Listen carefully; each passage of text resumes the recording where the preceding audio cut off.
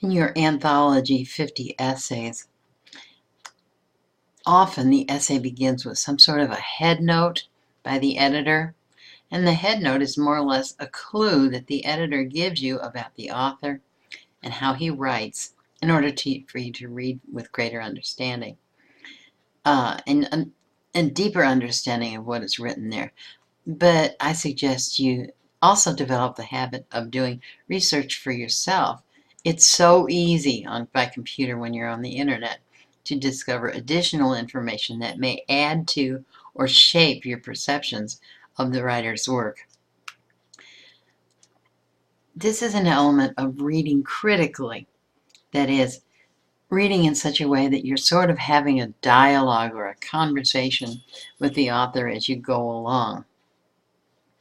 And your conversation would be better if you know as much about the author as you can possibly learn.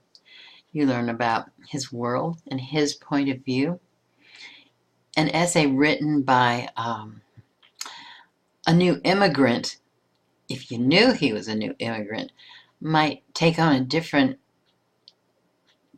flavor for you than if you read an essay about America written by somebody whose forefathers came over on the Mayflower. Also, if you know more about the person's individual circumstances, that may also color your perceptions of what he writes.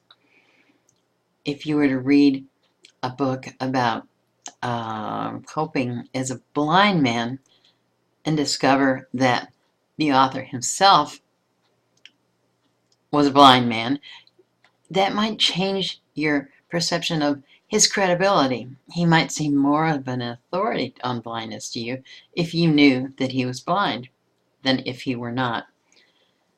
And also, you'd want to read about any other works the author has written. That'll give you a sense of the scope of his writing, what he writes about.